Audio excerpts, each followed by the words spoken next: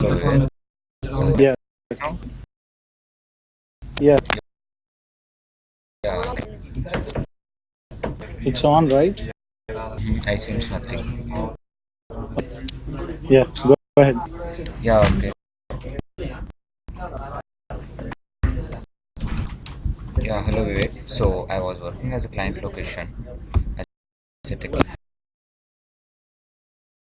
so roles and responsibilities of this project. Okay. So, current project I'm with Fannie Mae as a senior software developer.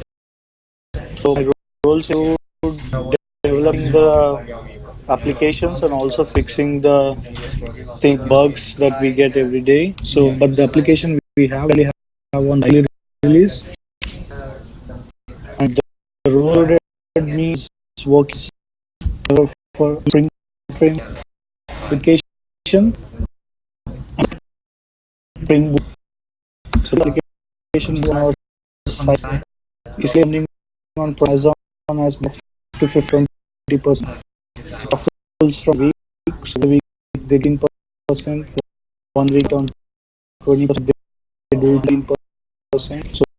So having with our now with our everything. So but 80 per application are Spring, and for data connections and ORMs we are using Hibernate, and for our database we are using the Oracle 11. All right, it sounds good. So may I know the year you passed out the masters? Masters, no, I've actually been in bachelor's. Okay, the year. May I know that? 2011. 2011. Okay, fine. So you're quite good at AWS and Java, right? Yes, so currently on our project, our compute resources are on EC2, and we are Okay. also using our S3 buckets for our environments. And we have the Jenkins configured for the deployment on AWS. Have you ever worked on Spring Boot? Yes, currently I'm working on both the Spring 5 and Spring Boot. Okay. So I wanna Yeah, ask you some I've questions. explained. Yeah. Okay. Continue, Yeah, please. go ahead. That's what I explained you. Our application is currently running 20% on Spring Boot, and the 80% of the traffic is going for the Spring 5 framework. Okay. So I wanna ask you some questions regarding the Spring Boot. Okay. Okay, go ahead. So can you explain any different types of entity beans? So different type of entity beans are the you have the annotation beans and you have the XML beans.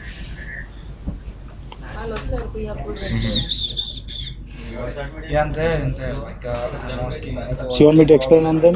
Yeah. Can you explain? Yes. So we have our annotation beans, right? So the annotation beans are like you have the beans configured by using the annotations in the Spring Boot, like as you had the annotation context in the Spring Frame, right? So we use them that beans in the Spring Boot as well, and then we have our XML based beans also. All right. So Okay, what is a Spring profile? Can you differentiate it? differentiate between Not between. Can you explain the Spring profile? the Spring profile. Yeah. So the Spring profile basically is like what the your profile of the application is for. Like you're defining the Spring application, right? So whenever you define a Spring application, you define its profile, like whether it's configured to run on whatever the profiles that it's running on. So you have basically all the different context, application context of the Spring, right? So you define those contexts in your Spring profile to work with your application on the basis of that.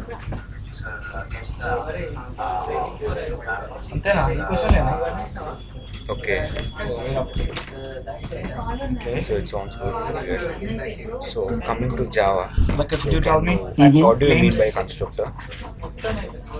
So the constructor is the method which is the same name as the class itself. So the method which acts for the class variables to construct them into your class from outside. So you take the variables from the outside into your constructor method, and then you basically define your variables in your class with the using the constructor. So to do that, you use the this method, this clause for your variables in the class. So it basically constructs your variable in your class from taking the variables from the outside objects. Okay. So what are these oops concepts? So OOPS means the object-oriented programming, right? Yes. So the object-oriented programming means first when the applications like the languages started, right, in C. So you have the basic functions in C and C++. So you can only define the functions. There were never any like methods or objects defined in C or C++. It was just the functional programming, and then you have to dabble with those functions in order to get to the result. But the introduction of Java and C++ also, sorry, I've included the C++ in that. And then you started having the objects so that you can do the object-oriented programming. So for example, you have a class, right? Class is like the blueprint of what you do. So for example, you have a blueprint. So you want to make a bed. So you have whatever you need for the bed. You need the mattress, you need the stand, and you need the pillow, and you need the comforter and all these things, right? So the bed is your blueprint, and you define all the variables that you require for the bed. You mean like the objects. And then you use the objects to define work on your bed. So that's how it's called as object-oriented programming. And I might or not have been clear on that, but that basically is how it works. So you have a class that's like a blueprint, and then you have your objects which make up the class. Okay. So what is a polymorphism? So the polymorphism is, Peter, so the name itself is, right, he's the Vivek Verma polymorphism. So the for class Java and AWS. can either Vivek, extend the he class, also submitted. He's not another replying. class, like for example, you have a class A and it extends another class, so it has all the properties, right? And then you have the polymorphism. So for example, you have an object and you have a class, both defined on the same name. So then you have the polymorphism between both of them.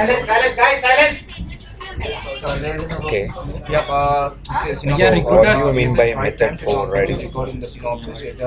So method overriding is, so for example, you have a parent class and then you have a child class. So the child class imports all the methods from its parent's class, right? But the child class, when it wants to change the methods of the parent, it can override those methods by defining the method by the same name, but defining different parameters for that method. So the child class changes the method of the parent class methods. So that's called as method overriding by the child. Okay. So in Java, Mhm. what are the difference between a directive and a component? Can you come again? Okay. Can you differentiate between a directive and a component in Java? A directive and a component, right? Yeah. Yeah.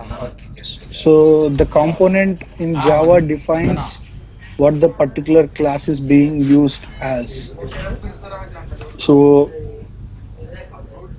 and a directive is what defines what the class is going to act later in the functions. Okay. Do you understand by that, or do you need any Yeah. clarifications on that? Yeah, it's fine. Okay. So okay. So how do you what do you mean by a final keyword? Final keyword, Yes. you mean the final keyword, right? So the final keyword is used to declare your variables or your methods or your functions in your classes so OTM that you can OTP use the final variable. OTM OTP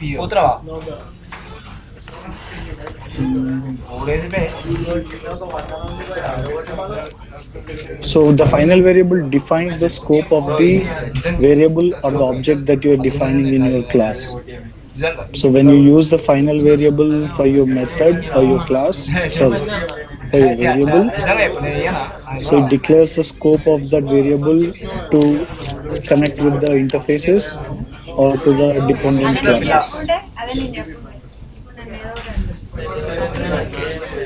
So this would be the final variable that is going to access the inherited method. Okay. So, have you worked on Hibernate? Yes, I have. Okay. So, can you get any differences between? So, can you give any differences between a get and load method? Get and load method, right? Hello. Yeah, Vivek, go ahead. Okay.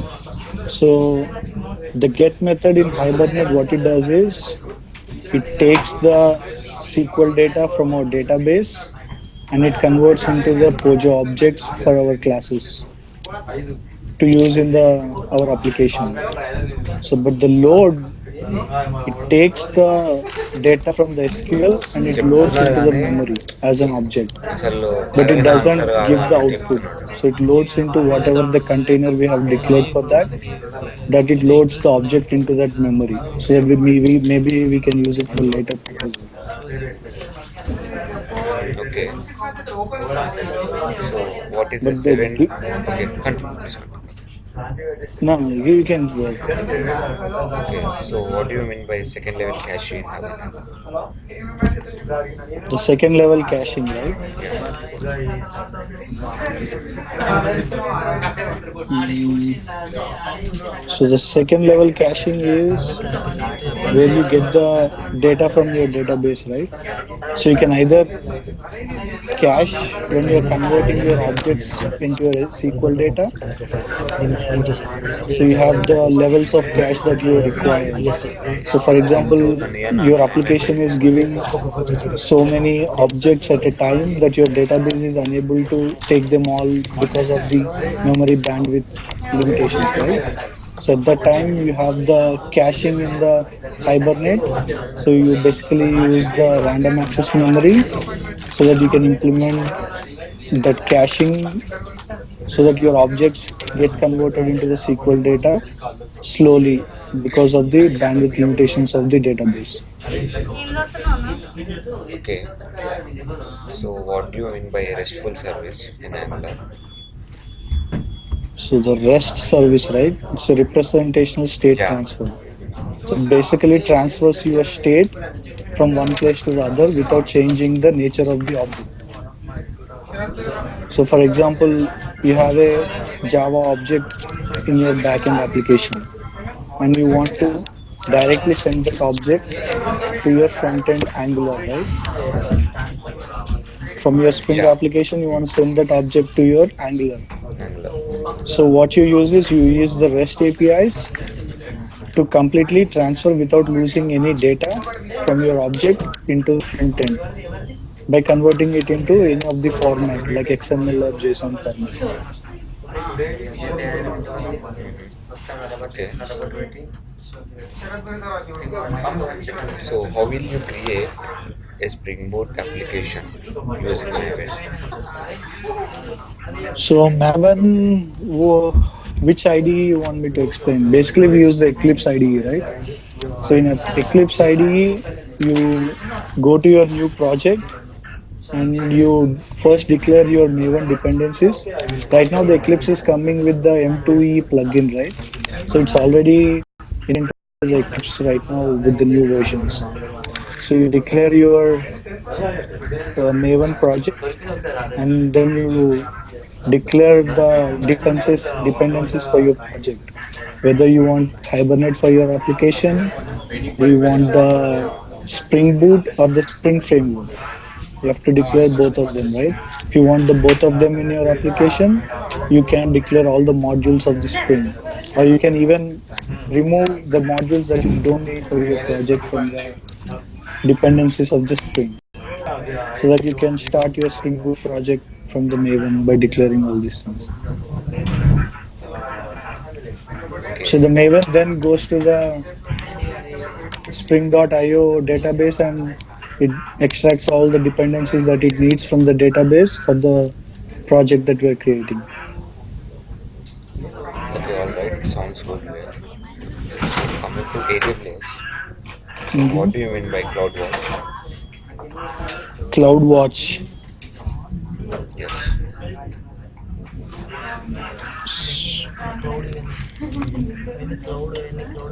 So With you AWS have no your bro. application ఒక్కటే right అడుగుతున్నా నేను running on ఒక్కటే the, question అడిగింది ఇప్పటివరకు. for cloud watch example, you have your application that is running on your server okay. and you want to watch what is happening on the cloud, including all the resources like the caching, the database, and your resources servers. So the process of looking at the cloud in AWS using the bash terminal is called as CloudWatch. Okay. So okay, coming again to Spring Boot. So Hmm. what is a Spring Boot initializer? Hmm. So the Spring Boot initializer, right? So you can initialize your beans with Spring Spring Boot Boot, work చేసిన అన్నాడు. and you can also initialize all your as per JDA bro. application Java context with అయిపోయింది. Spring Boot, right? Spring boot మీద experience ఉంది అన్నాడు, అడుగుతున్నా ఖాళీ అంతే. So the basically the annotation that you use to initialize these objects is bro called as జావాలోనే నాకు Spring అన్నీ Boot వస్తుంది బ్రో. initializer.